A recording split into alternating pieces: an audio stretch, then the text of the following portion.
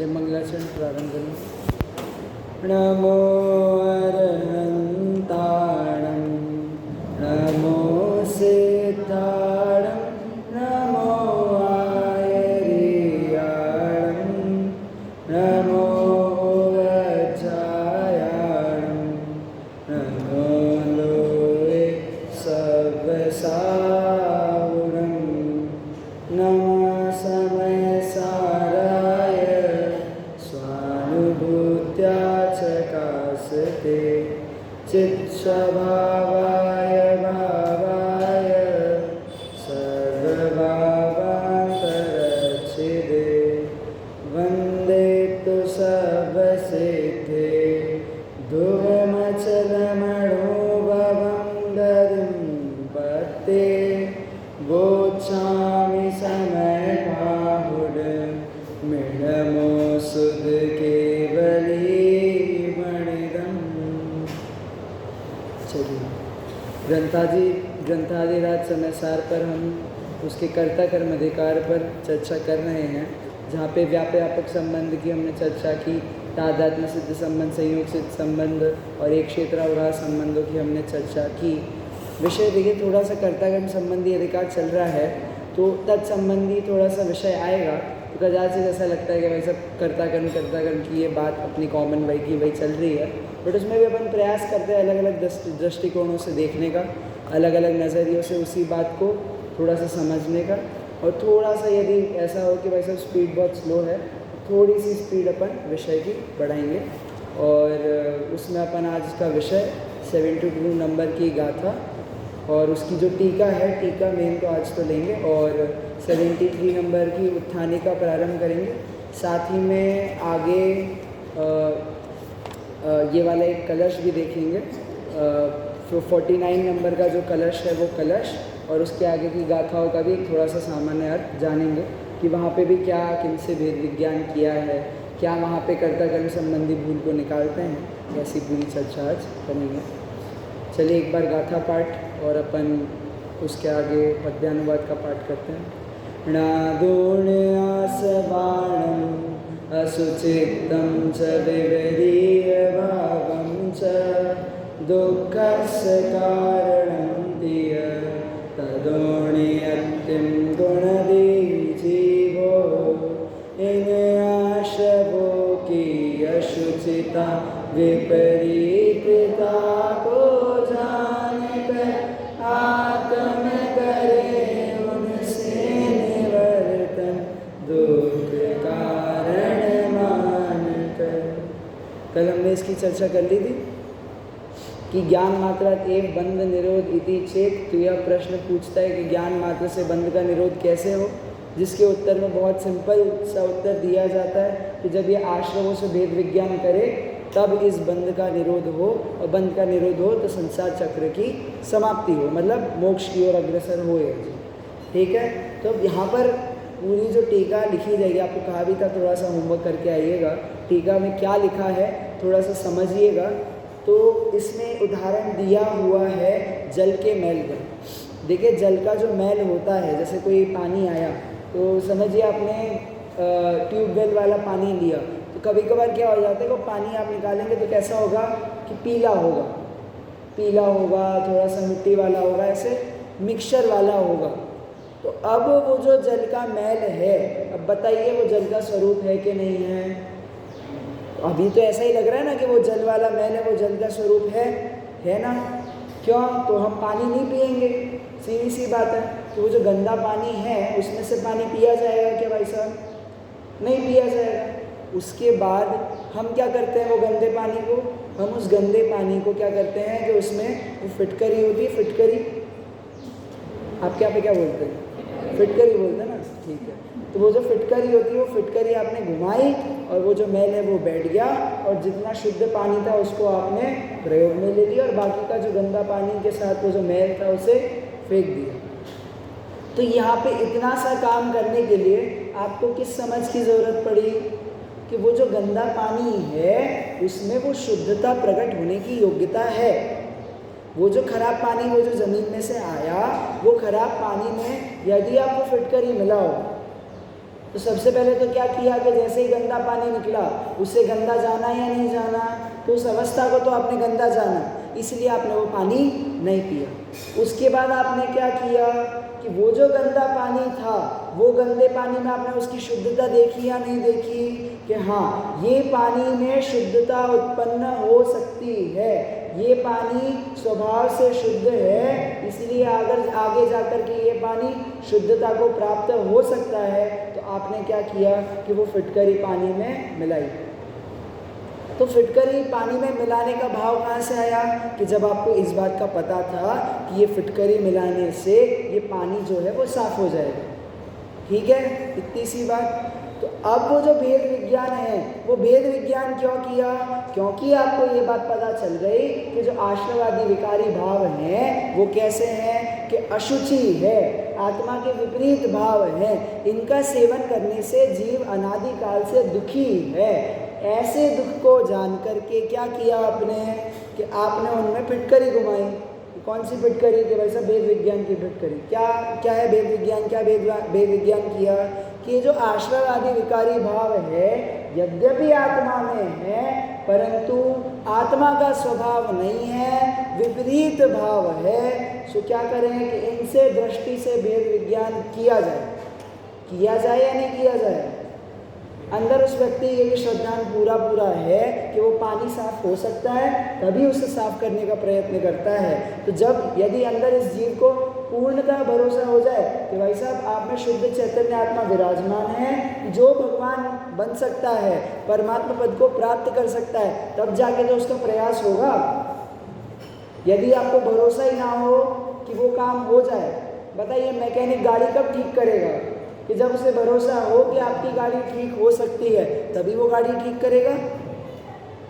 बताइए आप लोग भोजन करेंगे तो भोजन कब करेंगे कि जब ये भरोसा हो कि वो भोजन करने से हम जीवित रह जाएंगे तब। तो वो जो भरोसा है उस भरोसे का नाम यहाँ पे वो सम्यक दर्शन कहा। वो भेद विज्ञान है, वो भेद विज्ञान का फल वहाँ पे सम्यक दर्शन कहा। वो शुद्धता कब प्रकट होती है पर्याय में कि जब आप द्रव्य दृष्टि से अपनी आत्मा को शुद्ध देखो, तब कि जब वो पानी गंदा है उसी समय पे उसे आपने शुद्ध देखा है या नहीं है, कि जब उसी समय यदि आप उसे शुद्ध नहीं देख पाए तो उसे शुद्ध करने की प्रक्रिया भी आप लोग नहीं कर सकते हैं। क्लियर है इतनी बात। ये पूरा उदाहरण देकर के ये पूरा समझाया है इस टीका में कि आश्रव भाव जो है वो जल से विपरीत है। जल से मतलब आत्म स्वभावी निर्मल, तो वो जो निर्मलता रूप आत्मा है उससे ये आश्रयवादी भाव कैसे हैं कि एकदम अलग भिन्न, उससे एकदम अलग पृथक है, दुख देने वाले हैं। आत्मा अनंत सुख का पिंड है, अनादि अनंत। और ये आश्रय भाव क्या है कि अनित्य है, एक समय में उत्पन्न हुए और एक समय में नष्ट हुए। और ऐसा भेद विज्ञान यहाँ पे करना अत्यंत आवश्यक है। इतनी बात हमें समझ में आई, उदाहरण समझ में आ गया। ठीक है, चलिए टीका को पढ़ने की ओर।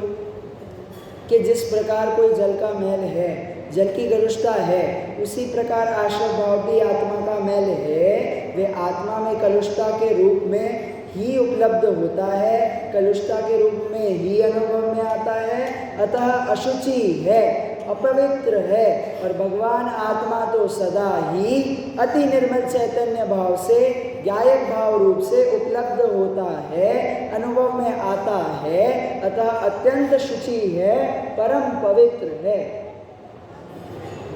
कैसा है आत्मा कि आश्रय यदि अशुचि है तो आत्मा कैसा होगा? निश्चित शुचि होगा, शुद्ध होगा। आत्मा बताइए कब से अशुचि है? अनादिकाल से। तो वो जो नीचे अंडरग्राउंड वाटर आपका रखा हुआ था, कब से रखा होगा? कोई देखने गया क्या? कब से उसमें मैल होगा? कोई देखने गया क्या? नहीं। तो भी जब बाहर आया तो आपने ऐसी प्रतीति करी कि वो जो पानी है उसमें शुद्धता विराजमान है। कब से विराजमान है? कि जब से मैला है तब से उसमें वो शुद्धता विराजमान है, तभी तो शुद्ध किया। ये है वो श्रद्धान का जो एक श्रद्धा गुण यदि मिथ्यात्व हो तो सारे गुण मिथ्या कहलाते हैं, और एक श्रद्धा गुण सम्यक हो तो सारे गुण सम्यक कहलाते हैं। कि श्रद्धा एकदम बेस है, पूरे धर्म का बेस है ये श्रद्धा। तो ये श्रद्धा के आधार पे ये क्या देखा हमने कि आत्मा को निर्मल देखा। आत्मा नहीं है ना वर्तमान में निर्मल। कौन सा संबंध कहा था विकारी परिणामों का और आत्मा का? कौन सा? संयोग सिद्ध संबंध तो कहा था, पर एक समय का जो तत्क्षण जो तादात्म्य संबंध है, क्षणिक तादात्म्य संबंध है, वो भी तो कहा था कि वो उस समय वो आत्मा के प्रदेशों में राग द्वेष है या नहीं है, कि आत्मा से ही हो रहा है, उद्गल आदि से नहीं हो रहा है, आत्मा में ही हो रहा है। पर उस समय उस आत्मा के स्वभाव को शुद्ध जानना क्या है कि वो है द्रव्य दृष्टि। क्लियर है? द्रव्य दृष्टि क्या है कि इस समय पे जब आत्मा में अशुद्धता विद्यमान है, उस समय अपनी आत्मा को स्वच्छ निर्मल एकदम स्वभाव से लिप्त किसी भी अशुद्धियों से रहित देखना, इसका नाम द्रव्य दृष्टि है। इसका नाम मिथ्यात्व है क्या?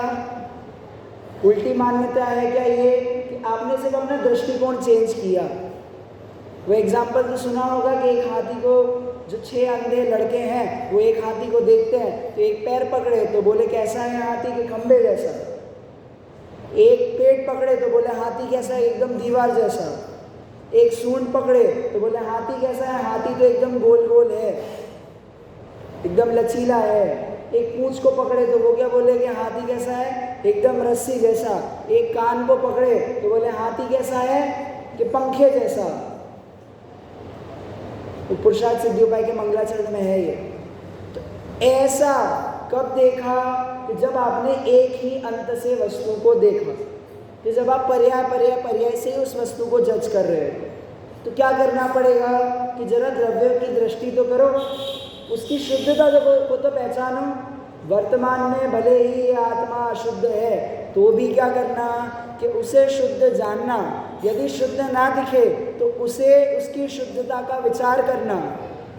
इसके लिए क्या करना कि तत्व का अभ्यास करना, शास्त्रों का स्वाध्याय करना, सारी चीज़ें करना, संयम आदि धर्मों को पालना। किस लिए कि एक स्वयं को शुद्ध जानने के लिए ये जितने भी उपक्रम हैं सभी करना, ये सभी आत्मानुभूति के उपाय हैं। जाना, इतनी सी बात जानी। तो आत्मा का स्वभाव कैसा बताया वापस? आत्मा का स्वभाव कैसा है? अरे अभी भी आवाज नहीं आई। आत्मा का स्वभाव कैसा है? शुद्ध है, परम पवित्र है। और आश्रवादी विकारी भावों का स्वभाव कैसा है? कैसा है? अशुद्ध है, परम अपवित्र है। क्लियर? इसीलिए शौच भावना के दिन पे, इसीलिए उत्तम क्षमा माधव आर्जव भावना के दिन पे इन संयोग भावों से आपका भेद विज्ञान करवाया था स्वभाव का, इसीलिए करवाया था। ठीक है, चलिए।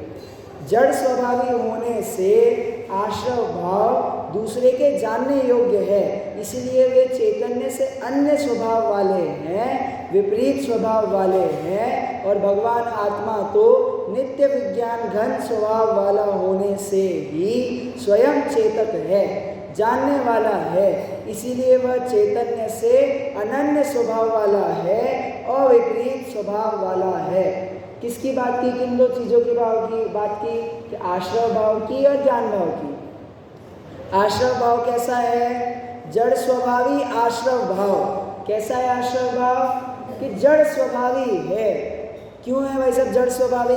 आत्मा में जो चीज़ उत्पन्न होगी वो निश्चित ही चैतन्य रूप होगी, है कि नहीं? इतनी सी बात क्लियर कि आपका जो पुत्र होगा वो मनुष्य होगा या तिर्यंश होगा? पक्का? डाउट तो नहीं है किसी को?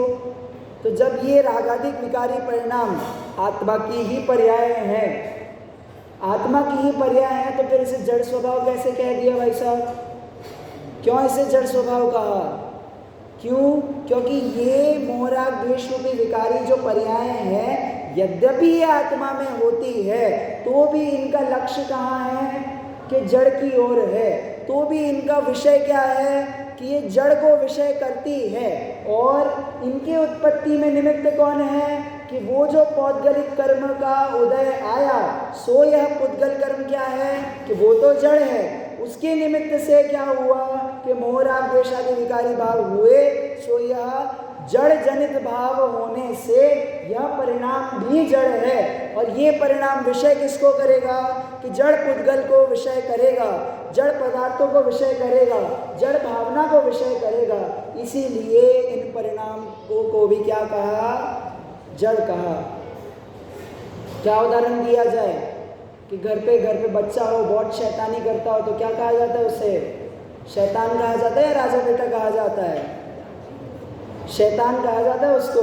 भाई तुमसे बड़ा कोई शैतान नहीं है, कहते या नहीं कहते, डांटते हैं या नहीं डांटते।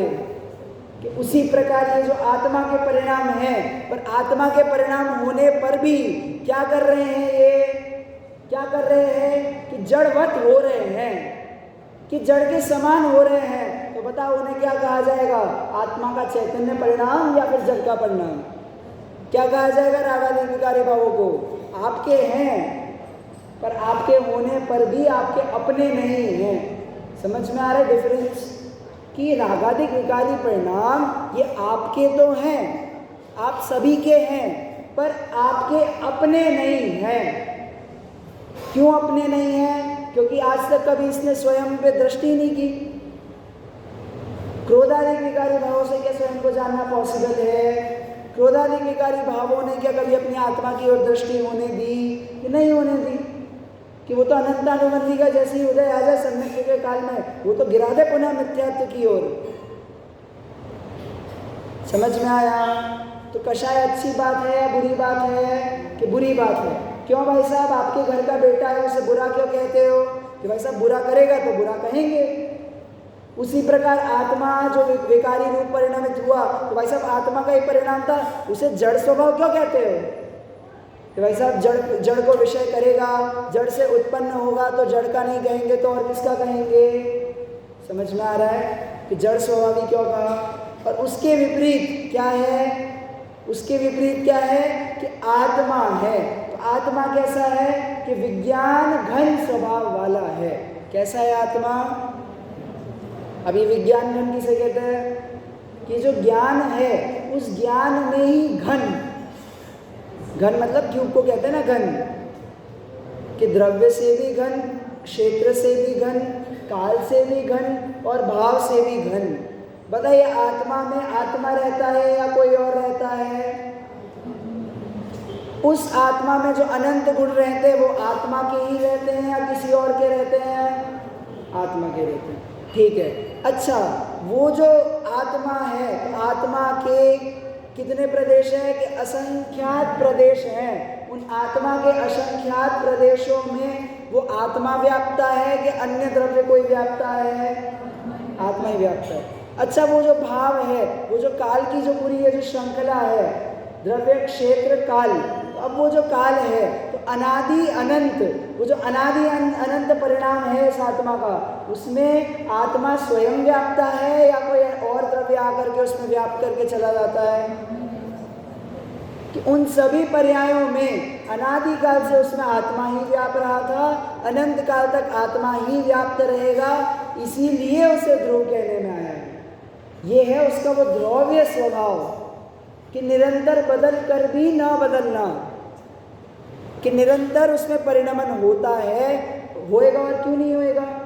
अगुरु लघु गुण है तो निरंतर परिणमन तो करेगा ही करेगा, और निरंतर परिणमन करेगा स्वयं की योग्यता से। तो बताइए उसमें वो आत्मा है या नहीं है, वो आत्मा है। अच्छा खुद की आत्मा है या सामने वाले की आत्मा है, खुद की आत्मा है। तीन लोग के नाथ उस आत्मा का परिणमन करवा रहे हैं, आप स्वयं उस आत्मा का परिणमन कर रहे हैं, कि मैं स्वयं उस आत्मा का परिणमन कर रहा हूँ। समझ में आ रहा है। अनादि अनंत, तो अनादि अनंत में कौन व्याप्ता है, कि वो आत्मा ही व्याप्ता है।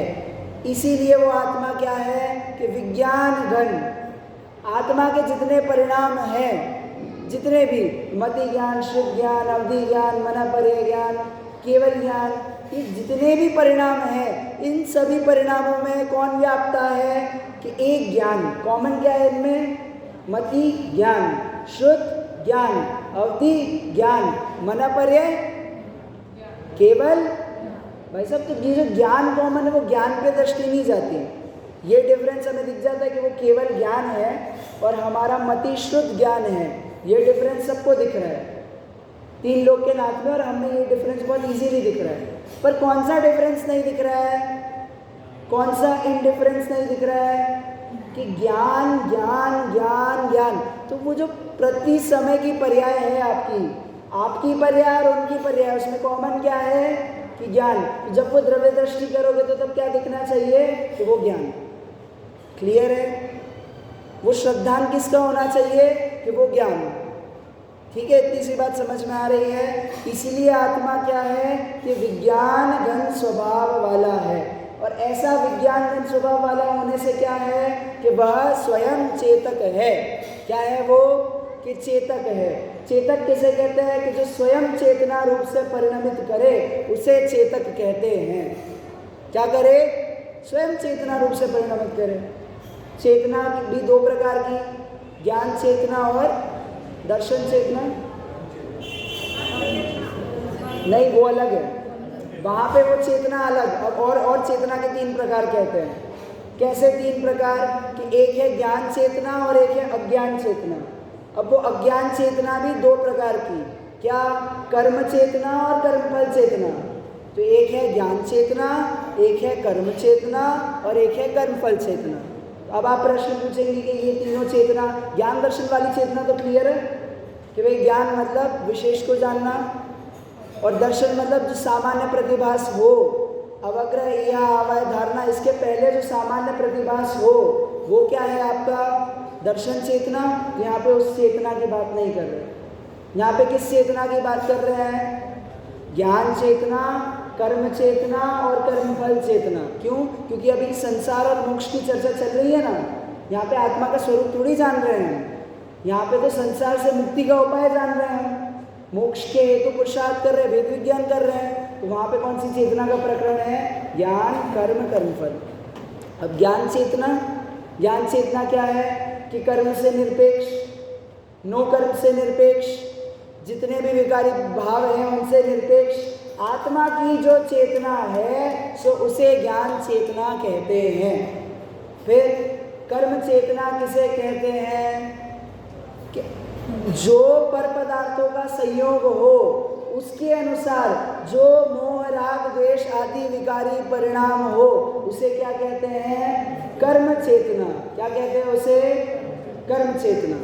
और फिर कर्म फल चेतना क्या किसे कहते हैं कि ये जो मोह राग द्वेष आदि विकारी भाव हुए उसके निमित्त से जो कर्म आपने बांधा वो कर्म के उदय से आपकी जो चेतना हुई सो कर्मफल चेतना। अब आप कहोगे कि कर्म चेतना और कर्मफल चेतना में क्या डिफरेंस है? कि जो कर्म चेतना है उसमें बुद्धि अधिक चलती है, उसमें नो कर्म आपके सामने उपस्थित हुआ और आपके पास ये ऑप्शन है कि आप उस नो कर्म से सुखी हो रहे हो या तो दुखी हो रहे हो, भले ही भ्रमजनित कि हो सकता है कि ये जो पंखा है वो मुझे सुख दे और हो सकता है कि ये पंखा है वो आपको दुख दे। क्यों? क्योंकि मैं बाहर गर्मी में से आया हूँ और आप अंदर एसी में से निकल के आए हैं, पर ये वस्तु का स्वभाव तो वैसा ही वैसा है ना। तो ये जो नो कर्म है, ये नो कर्म इसके संयोग से आपके जो भाव हुए या फिर जो कर्म का उदय है उसके संयोग से आपके जो विचार हुए, किसी के कुछ और किसी के कुछ, ये जो डिफरेंस आया भावों में ये कब आया कि कर्म चेतना। अब ये जो जीव संसार में है तो ये संसार में इसको इतनी अलग अलग गतियाँ प्राप्त हो रही है, ऐसी अलग अलग परिस्थितियाँ प्राप्त हो रही है, तो वहाँ उसे कर्म चेतना की मुख्यता है। बताइए हमें किस चेतना की मुख्यता है? हमें किस चेतना की मुख्यता है कि कर्म चेतना की मुख्यता है। तो फिर आप बताइए कर्मफल चेतना होती है या नहीं होती? हमें कि ये भी होती है। कर्मफल चेतना क्या है कि कर्म का उदय आया और उसी रूप ये जीव परिणमित होता चला गया, फिर से उसने वैसे ही कर्म बांधे वैसे ही परिणमित होता चला गया। तो ये जो कर्मफल चेतना है, हाँ, तो वो जो निगोदिया जीव है उसकी कर्मफल चेतना की मुख्यता है। तो भाई साहब ऐसा ही कर्म का उदय था, फिर ऐसे ही परिणाम हो गए, ऐसे ही परिणाम हो गए तो फिर से वही कर्म बंध गए, फिर से वही कर्म बंधे, फिर से। इसलिए तो एक श्वास में 18 बार जन्म और 18 बार मरण को प्राप्त हुआ। अनादिकाल से ये जीव कहाँ है? निगोद में है। तो निगोद में उसकी कैसी चेतना है? कर्म फल चेतना। कैसी चेतना? कि इसके ऊपर वो और कुछ सोच न पाए। उसके बाद कदाचित क्या हुआ कि उसके कर्म चेतना की मुख्यता हुई, कर्मफल चेतना से कर्म चेतना मुख्य हुई। तो वहां पर क्या करेगा कि जैसे बाह्य में 9 कर्माधिक हैं, कर्म का उदय है, उसके अनुसार अपने परिणामों को करेगा। कि वहां पर किसी के परिणाम तो अत्यंत अधिक हो उसी कर्म के उदय से, और किसी के परिणाम अत्यंत शिथिल हो उसी कर्म के उदय से। तो ये कब संभव है कि जब उसमें आपका विचार संभव है। देखिए, उसका एक सामान्य सा उदाहरण दूं कि जो मुनिराज है, उन मुनिराज पे उपसर्ग हो, उन मुनिराज के उस समय वो कर्मफल चेतना है या नहीं है कर्म चेतना है या नहीं है। श्रद्धा गुण की अपेक्षा बात नहीं कर रहा हूँ वहाँ पे। तो वो जो कर्म संबंधी जो उनके शुभ भाव हो उस समय भी, तो वो जो उस समय भी शुभ भाव हो, सो वो तो कर्म चेतना वहाँ पे उतनी। तो वो कर्म चेतना से बताइए उनके कितने कर्मों का बंध होए और आपके कितने कर्मों का बंध होए। जो हाँ गौण है उनके, है तो सही, पर वहाँ पे वो गौण है। वो तो हम स्वभाव समझ गए, क्योंकि मुनिराज का स्वभाव कैसा है कि एक बार श्रद्धा निर्मल परिणमित हुई तो वो जीव के क्या है कि ज्ञान चेतना है, कर्म चेतना और कर्मफल चेतना तो है ही नहीं। क्यों? क्योंकि वो कर्म चेतना और कर्मफल चेतना रूप अपनी दृष्टि को नहीं रखता, उससे वो क्या करता है, ऊर्ध्व नहीं करता, उसे वो तवज्जो नहीं देता ज़्यादा। क्लियर है तीनों चेतनाएं। तो अब हमें क्या करना है कि ये जो कर्म चेतना है, कर्म फल चेतना है, वास्तव में चेतना है क्या कि भाई साहब जड़ के परिणाम है। कहाँ पढ़ा हमने कि ये विकारी भावों को जड़ का कहा ना, आश्रव भावों को जड़ का। तो ये जो आश्रव भाव है वही ये कर्म और कर्मफल चेतना है, और ये जो कर्म और कर्मफल चेतना है सो जड़ रूपी परिणाम है। क्यों? क्योंकि जड़ पर दृष्टि करते हैं, जड़ के उदय से उत्पन्न हुए हैं, इसीलिए ये चेतना में कोई ज़्यादा सार रखा गया नहीं है। तो कौन सी चेतना सबसे ज़्यादा उपादेय रूप है कि ज्ञान चेतना। विज्ञान घन होता जाता है। समझ में आई ये वाली बात? ठीक है, चलिए। उसके बाद क्या है कि चैतन्य से अनन्य स्वभाव वाला है, अविपरीत स्वभाव वाला है। ठीक है। उसके बाद आकुलता उत्पन्न करने वाले होने से आश्रव भाव दुख के कारण है, और भगवान आत्मा तो नित्य ही अनाकुल स्वभाव वाला होने से किसी का कार्य या कारण न होने से दुख का अकारण है। भाई साहब बताओ, आप बाहर से बहुत परेशान थे, क्या हुआ कि आप बाहर कोई सामान लेने गए, तो एक दुकान में गए, भरी दोपहरी थी, सामान की बहुत ज़रूरत थी, शाम को वो भोजन में बनाना था, तो आप भरी दोपहरी में बाहर गए और वो सामान लेने के लिए पहली दुकान में पहुँचे। दुकानदार क्या बोले कि ये तो ख़त्म हो गया।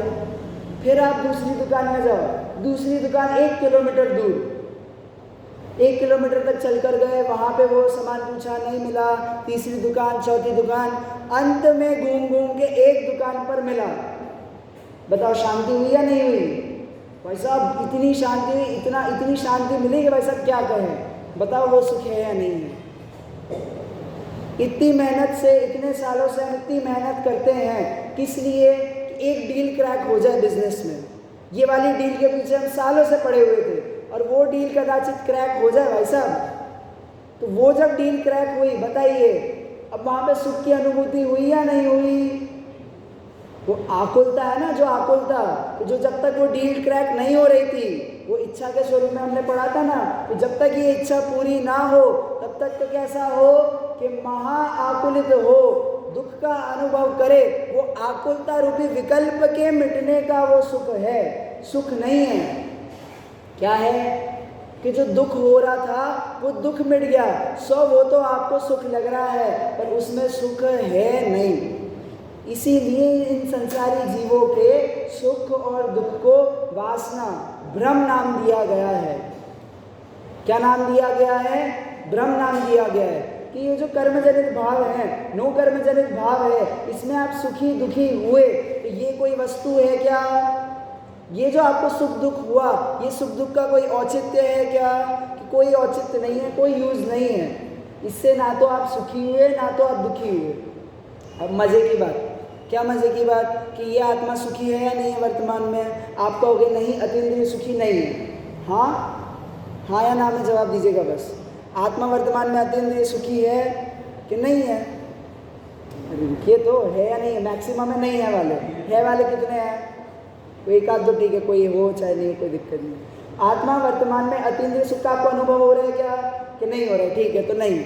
उसके बाद दूसरा कि आत्मा में आपने क्या कहा कि आत्मा पर संयोग से दुखी नहीं हुआ, आत्मा पर संयोग से सुखी नहीं हुआ, और वो जो सुख दुख जनित जो आपका भाव है उसे भी आपने क्या कहा कि भ्रम कह दिया। तो आत्मा तो ना व्यवहार से सुखी हो रहा है ना व्यवहार से दुखी हो रहा है, और आत्मा ना स्वभाव से सुखी हो रहा है ना दुखी हो रहा है, तो फिर आत्मा हो क्या रहा है? ये आत्मा को हो क्या रहा है? ये अवस्था को क्या कहेंगे कि बाह्य में जो सुख दुख हुए उसको आपने क्या कह दिया कि ये तो जड़ के भाव है, कहा या नहीं कहा? और फिर अभी वर्तमान में अतीन्द्रिय सुख का अनुभव हो नहीं रहा है, तो फिर अभी है क्या जो है सो उसको क्या कहे, उसका क्या नाम दे? भ्रम। करेक्ट वर्ड है भ्रम। कि भाई साहब आपका काम जानना देखना था, अब वो जो आपने उसमें अपनी राग द्वेष वाली बुद्धि को दौड़ाया है सो वो तो क्या है कि भ्रम है। क्या है वो? भ्रम है। कि जैसे वो कस्तूरी वाला उदाहरण दिया था कि कस्तूरी नाभि में होए और इधर उधर भागे, वो कस्तूरी की सुगंध आ रही है तो मिले तो उसको क्या, उसमें लगे तो क्या उसको कि सुख, और जब तक उसका विकल्प रहे तब तक वो विकल्प की पूर्ति नहीं हुई तो होगा क्या उसको? दुख। और ये सुख दुख के बीच में यदि वो इतनी सी बात को जान ले कि ये कस्तूरी सो मेरे में ही है, तो फिर क्या होगा? अतीन्द्रिय सुख। कि स्वयं अतीन्द्रिय सुख वाला होने पर भी उस पर दृष्टि नहीं डालता तो सुखी नहीं है। और यदि वो सुखी नहीं है तो क्या है कि भाई साहब भ्रम से सुख दुख मानता है इसीलिए दुखी है। आत्मा दुखी है क्या स्वभाव से कि नहीं है? दुख तो इसने जानबूझ के खड़े किए, मजा नहीं आता बिना दुख के। बताओ मेलों में कौन सी राइड्स पसंद आती है आपको कि जिसमें ज़्यादा डर लगे? ऊंची ऊंची राइड्स होती है ना, आप मैजिका यहाँ वहाँ जाते हो तो ये सब क्यों चलते हैं भाई साहब? कि वो जब आपको हवा में उछालेगा ना तो हवा में उछालेगा तब क्या लगेगा कि डर, रोंगटे खड़े होने चाहिए, उसके बिना मज़ा नहीं आता। ये जो जीवन में थ्रिल चाहिए जिसके लिए लोग अपनी ज़िंदगी तक गंवा देते हैं। अभी बताइए गए थे कि नहीं 2-4 लोग टाइटैनिक के मलबे को देखने? अब बताओ क्या बचा होगा उस टाइटैनिक के मलबे में? स्टिल वो पैसे दे करके, इतने पैसे खर्च करके कहाँ पे गए कि वो मलबे को देखने। किसकी पूर्ति करने के लिए क्या लगा उससे कि भाई साहब वो टाइटैनिक का मलबा देखने में सुख है, और ऐसा सुख क्या था उनका? भ्रम था। तो वो भ्रम जनित जो सुख था वो सुख उनको मिला या नहीं मिला कि भाई साहब मृत्यु हो गई, मर गए वो वहीं के वहीं पानी में। टाइटैनिक के मलबे के साथ तो सबमरीन का भी मलबा, अब उसको भी देखने लोग जाएंगे।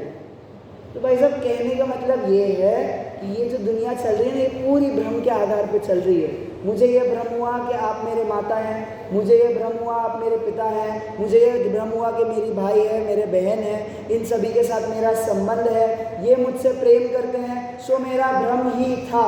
क्यों? क्योंकि ये सब काम किसके उदय से हो रहा है? ये सब काम तो पुण्य के उदय से हो रहा है। कितने ही बच्चे हैं सो कम उम्र में अनाथ हो जाते हैं या नहीं हो जाते? कभी माँ बाप देखने मिले या नहीं मिले?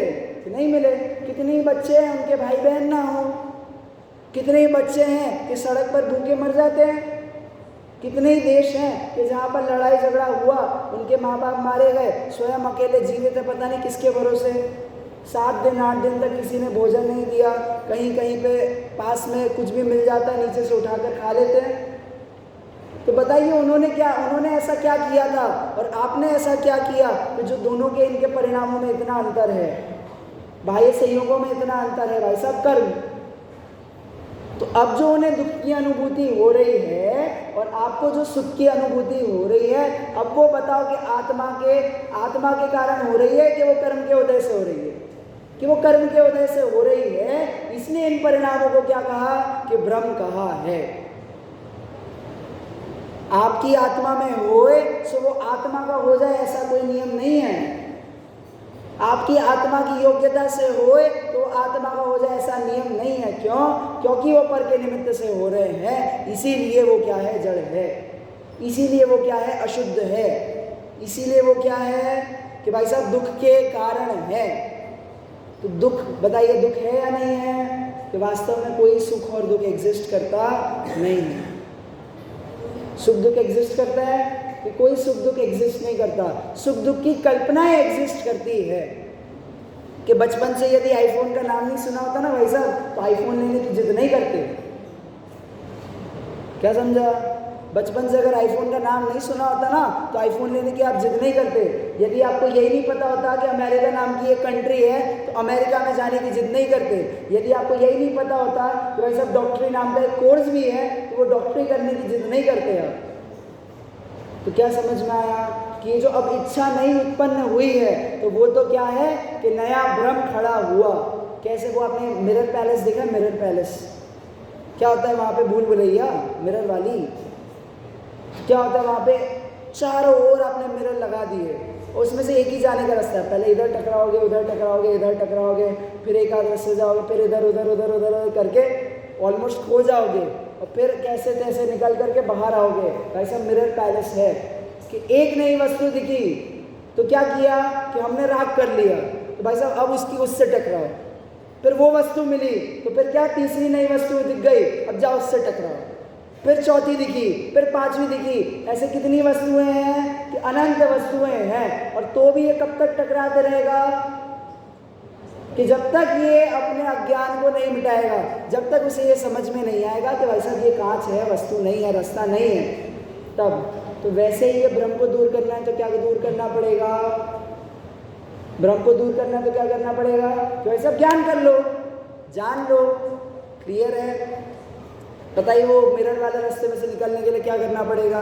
कि जान लो कि ये सब मिरर है तो नहीं टकराओगे, रास्ता ढूंढो और निकल जाओ। उसी प्रकार ये जो मोह राग द्वेष रूपी परिणाम हो रहे हैं, क्या करो कि इसे अपना मानो, इसे अपना रास्ता मानो।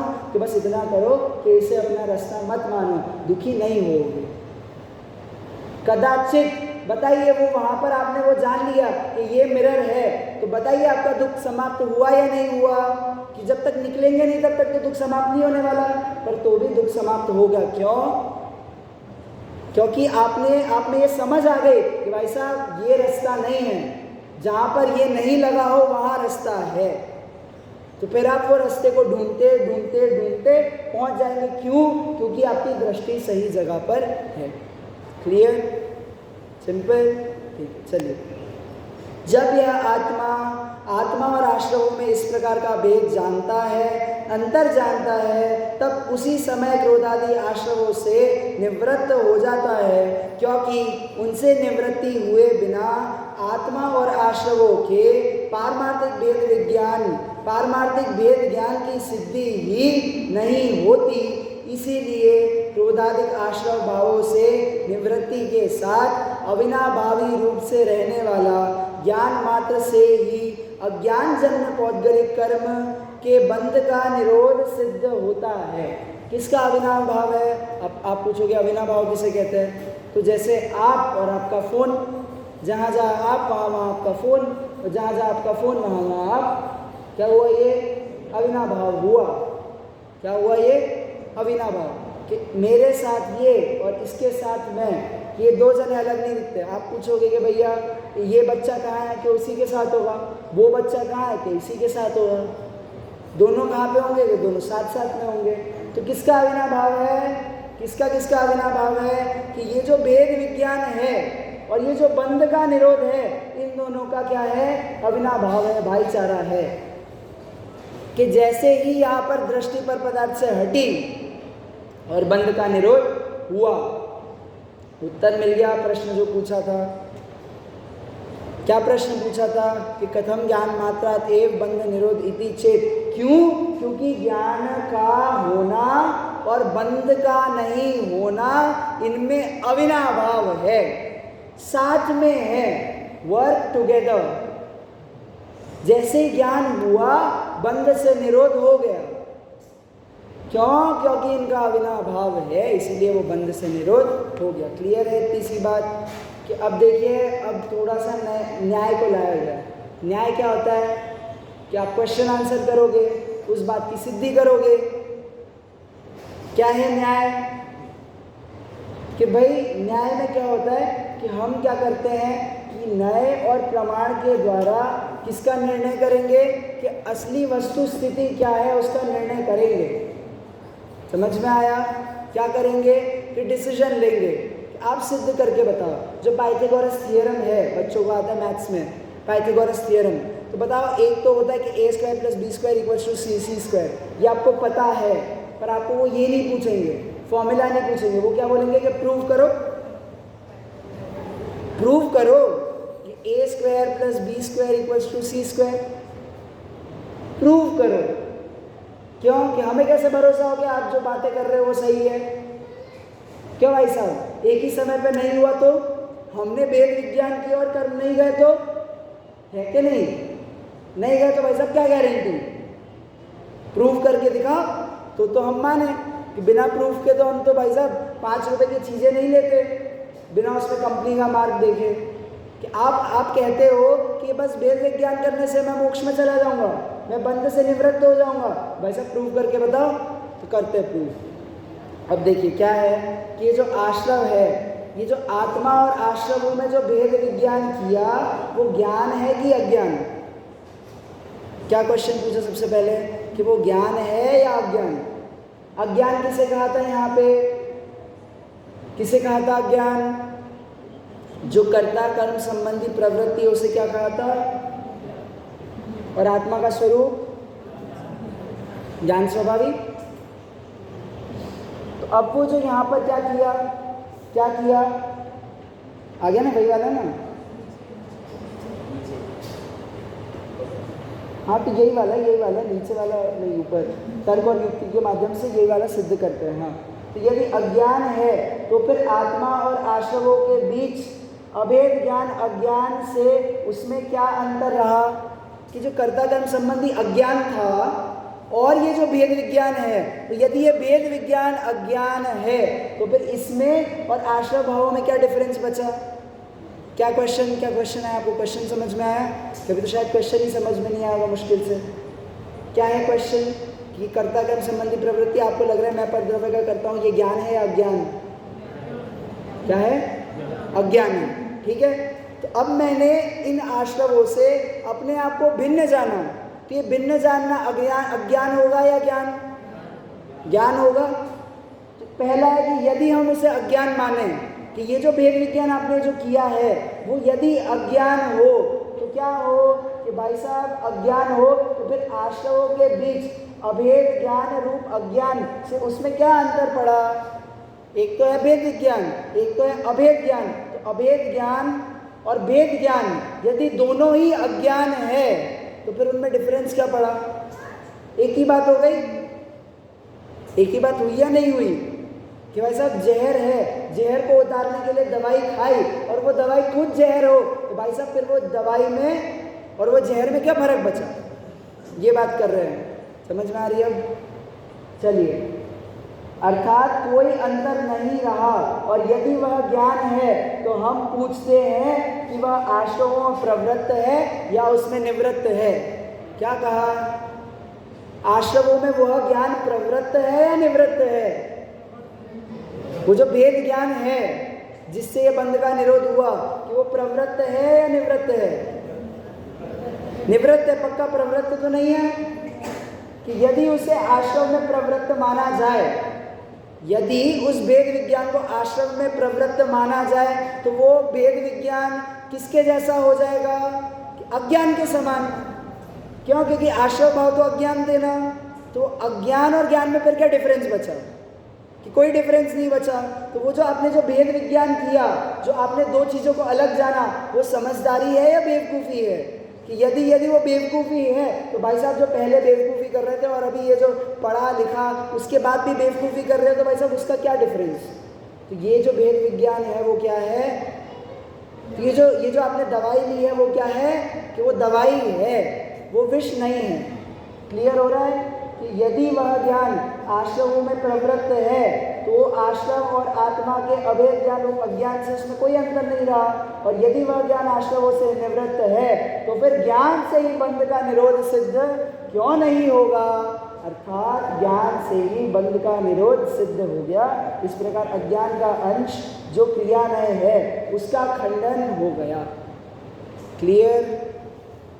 कैसे क्लियर हुआ? तो ये सब जब आप कह रहे हो ज्ञान है, तो ज्ञान अज्ञान से अलग है, और ज्ञान अज्ञान से अलग है, तो वो ज्ञान में आश्रव है या नहीं है? कि आश्रव नहीं है, आश्रव के कारण क्या हो रहा था? बंद हो रहा था। वो ज्ञान आश्रव है या नहीं है? हम तो इतना क्वेश्चन पूछते हैं। यदि वो आश्रव है तो उससे उस ज्ञान से बंद होगा, और यदि वह आश्रव नहीं है तो वो ज्ञान से बंद होगा क्या? कि कभी नहीं होगा। इसीलिए ज्ञान मात्रात एव बंध निरोध इति चेत। हो गया सिद्ध, हो गया सिद्ध। सिद्धि क्लियर है? कैसे सिद्धि करी? ज्ञान से ही बंध का निरोध होता है, क्योंकि आश्रवों से तो बंध होता है। आश्रव का विरोधी क्या है? भेद विज्ञान है। इसलिए भेद विज्ञान किसका विरोधी हुआ? बंध का विरोधी हुआ। इसलिए ज्ञान से ही बंध का विरोध सिद्ध हो जाता है। ऐसा अकल लगानी पड़ेगी इसमें। आज्ञा सम्यक्त से हर जगह काम नहीं चलेगा। क्यों? ऐसे श्रद्धा पक्की करी जाती है कि होता है या नहीं होता है। बताओ, प्रश्न पूछना बिल्कुल भी गलत बात नहीं है। प्रश्न तो पूछो, आप खुले मन से पूछो, सारे प्रश्नों को पूछो। प्रश्न खड़े ना होना ये रुचि का अभाव है, ये बड़ा पाप है। प्रश्न करना तो अच्छी बात है। क्यों? क्योंकि वो प्रश्नों का सॉल्यूशन मिलेगा तो श्रद्धा क्या होगी? दृढ़ होगी। भाई साहब, आपको क्वेश्चन होना चाहिए कि इतनी इतनी बातें करते हैं, हमें आत्मा का अनुभव नहीं होता है। क्यों नहीं हो रहा है? रीज़न क्या है? कि ये क्रोधादि भावों को मेरे से भिन्न बता रहे हैं, और मुझे फिर क्रोध क्यों हो रहा है? होना चाहिए ना क्वेश्चन कि ये मुझे बोल रहे कि पाप से भिन्न हो, तो फिर मेरा मन पाप में क्यों जा रहा है? होना चाहिए ना क्वेश्चन कि सम्यक दर्शन नहीं हुआ और मैं जो संयम धर्म पाल रहा हूँ उसकी कोई वैल्यू है या नहीं है? होना चाहिए कि नहीं क्वेश्चन? क्वेश्चन नहीं हो तो आंसर कहाँ से मिले? और फिर कोई आंसर बोलता जाए तो उसमें इंटरेस्ट कहाँ से आए? तो वो बढ़ बढ़ करके चला जाता है, वो मज़ा नहीं आता कुछ। क्यों? क्योंकि उसमें हमने इंटरेस्ट नहीं लिया। क्लियर हुई इतनी सी बात? न्याय से भी सिद्ध हो गया, उसके पहले जो उदाहरण दिया था उससे भी सिद्ध हो गया। सारी बातें स्पष्ट है। तो क्या है कि जब वेद विज्ञान हो तभी बंध का निरोध हो। क्लियर? जब वो ज्ञान सम्यक ज्ञान रूप परिणमित हो तो उससे क्या हो? सम्यक दर्शन हो, और सम्यक दृष्टि को ऐसी श्रद्धा होए कि इन बंधों से मेरा कोई संबंध नहीं है, ये रागादिक विकारी परिणाम मेरे नहीं है। इस प्रकार क्या होता है कि बंध से निवृत्ति होती है। ठीक है? क्लियर है कि राग की मंदता, आगे देखिए, राग की मंदता और तद्रूप शरीर आदि की क्रिया से बंध का निरोध मानना क्रिया नय का एकांत है, और अनुभव ज्ञान के बिना शास्त्र ज्ञान से आत्मा और आश्रमों में भिन्नता जान लेने मात्र से बंध का निरोध मानना ज्ञान नय का एकांत है। इन दोनों एकांत का यहाँ खंडन हो गया। पहला कौन सा एकांत? क्रिया नय का एकांत। दूसरा कौन सा एकांत? कि ज्ञान नय का एकांत। क्या आपने कहा था कि जैन धर्म में सम्यक एकांत होते हैं? भाई साहब, सम्यक एकांत कब होते हैं? कि जब उसे सापेक्षता से कहा जाए। और मिथ्या एकांत तक कब खड़े होते हैं? कि बिना सापेक्षता से कह दो। क्रिया नय का एकांत है। क्या आप अपने बच्चे को क्या बोलो कि पागल बोलिए तो पागल है, उल्टी सीधी हरकतें करता है, तो बताइए उस समय पर वो बात सही है या नहीं है? कि कब सही होगी? कि जब आप उसकी समझदारी को भी पहचानते होंगे तब, कि बच्चा है इसलिए पागल है। यदि उसको सर्वथा मान लिया जाए तो काम नहीं चलेगा। उसी प्रकार यहाँ पर भी कि एक क्रिया नय को खड़ा किया। देखिए, क्रिया नय किसे कहा? कि राग की मंदता हुई, और क्या हुआ उसके बाद? कि शरीर आदि की क्रिया से बंध का निरोध माना। क्या हुआ? क्रिया नय मतलब ये जो तप है ना, बाह्य तप, ये बाह्य तप किए। क्यों किए? क्योंकि आपके राग मंद हुए। राग तीव्र होता तो 5 पाप करते आप? हाँ। राग तीव्र होता तो जीवों की हिंसा करते आप? हाँ। बताइए, होता है या नहीं होता है? तो जब कषाय तीव्र होए तो तब विषयों में प्रवर्तन का मन करे, और जब कषाय मंद हो, जैसे 10 लक्षण आदि दिन है, कोई भी अष्टानिका आदि पर्व है, चाहे कोई भी XYZ अष्टमी चतुर्दशी है, कषाय मंद होए तो वहाँ पर कैसी क्रियाएं होती है? कि अच्छी क्रियाएं होती है, शुभ भाव के जनित शुभ क्रियाएं होती है। और यदि एकांत से उनमें क्या मान ले? धर्म मान ले, तो क्या वो धर्म होगा? कि भाई साहब ये है क्रिया नय का एकांत। क्या है ये? तो क्रिया में धर्म है क्या? कि भाई साहब एकांत नहीं है, अनेकांत है। दूसरा एकांत क्या है? ज्ञान नय का। शास्त्र में आपने पढ़ लिया, शास्त्र का ज्ञान हुआ। देखिए यहाँ पे भी पढ़ लेते हैं कि बिना शास्त्र ज्ञान से आत्मा क्या, एक सेकंड, एकांत है कि आत्मानुभव ज्ञान के बिना शास्त्र ज्ञान से आत्मा और आश्रवों की भिन्नता जान लेने मात्र से बंध का निरोध मानना ज्ञान नय का एकांत है। इन दोनों एकांत का यह खंडन किया गया है। क्या भाई साहब जैन शास्त्रों का आपने अध्ययन किया है, हाँ या नहीं? अरे मना क्यों कर रहे हो, अभी कर ही तो रहे हो। इतना तो इतनी एकांत का मतलब मिथ्यात्व है क्या? मिथ्या एकांत, एकांत मतलब एक पक्ष को लेकर के बैठ जाना, दूसरे पक्ष की आपको अपेक्षा ही नहीं सुनना। दूसरे पक्ष की कोई बात करे तो मन तो ऐसा हो जाए कि भाई साहब यही मिथ्या दृष्टि। यहाँ पे ज्ञान की बात चल रही है, ज्ञान में दोनों ही खड़े होंगे कि वो क्रिया है तो क्रिया को शुभ भी बोला जाएगा, क्या तपादि क्रिया को शुभ कहा गया है, नहीं कहा गया? तो शुभ नहीं होती तो फिर शास्त्रों में वर्णन क्या होता? शुभ कहा गया, करने योग्य कहा गया कि हाँ कहा गया। उसके बाद जो ज्ञान आपने किया, शास्त्र ज्ञान सही है या गलत है? शास्त्र ज्ञान बताइए। अब मैं मिथ्या दृष्टि हूँ, फॉर एग्जाम्पल, किसी पे दोष आरोपण नहीं कर रहा हूँ, फॉर एग्जाम्पल मैं मिथ्या दृष्टि हूँ, आप मिथ्या दृष्टि है, तो ये शास्त्रों का जो हमें ज्ञान हो रहा है वो क्या है?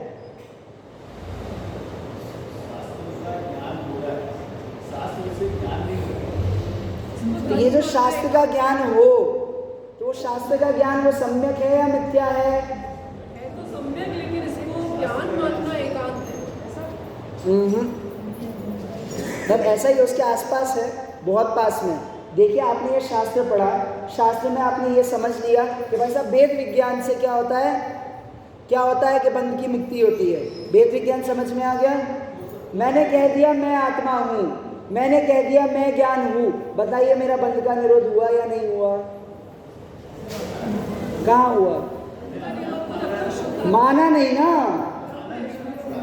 ये है ज्ञान का एकांत। क्या है कि वैसा आत्मा का अनुभव तो हुआ नहीं है, नहीं भ्रम भी नहीं है उसे, आत्मा का अनुभव ही अभी हुआ ही नहीं है। जैसे शास्त्र पढ़े हैं, शास्त्र के आधार से क्या कहता है कि मैं बंध से रहित हूँ, तो वो ज्ञान नहीं का एकांत है। तो वो जो विचार है कि भाई साहब शास्त्र पढ़ने से कल्याण हो जाए, ऐसा नहीं है। शास्त्र पढ़ने से जो समझ डेवलप हुई है, उस समझ के आधार से जब यह जीव आत्मानुभूति करे तब इस बंध का निरोध होगा। केवल शास्त्र पढ़ने मात्र से उस बंध का निरोध संभव नहीं है। क्या कहा कि आत्मानुभव के बिना, क्या कहा कि आत्मानुभव के बिना जो शास्त्रों का ज्ञान हुआ हो उसी से बंध का निरोध मान लेना सो काय का एकांत है? ज्ञान नय का एकांत है। मिथ्या एकांत तो है ही है। एकांत मतलब मिथ्या, जब सम्यक एकांत की चर्चा नहीं कर रहे तो मिथ्या एकांत ही तो है। तो मिथ्या एकांत है कि ज्ञान से मोक्ष होता है या क्रिया से मोक्ष होता है? भाई साहब ज्ञान से मोक्ष होता है कि क्रिया से मोक्ष होता है? कि एकांत नहीं है। क्या कि यदि बिना ज्ञान के मोक्ष प्राप्त करना चाहे अकेले क्रियाओं के दम पे कर सकता है? कर सकता है या नहीं कर सकता? बिना मुनिव्रत धारे मोक्ष पद को प्राप्त करना चाहे करेगा या नहीं करेगा? भाई साहब नहीं हो सकता। दोनों साइड पे ये पॉसिबल नहीं है। ज्ञान का एकांत कर लो कि भाई साहब ज्ञान मात्र से मुक्ति, मैं तो मुक्त हो गया, मैंने तो एक वक्त आत्मा की बात समझ ली, मेरा तो कल्याण निकट है। भाई साहब जब तक आत्मा का अनुभव नहीं किया कौन सा कल्याण निकट है ये तो बताइए। मोक्ष का मार्ग चालू नहीं हुआ, खत्म करने के सपने क्यों देख रहे हैं? मोक्ष का मार्ग कब चालू होगा कि एकमात्र आत्मानुभव से वो मोक्ष का मार्ग प्रारंभ हो।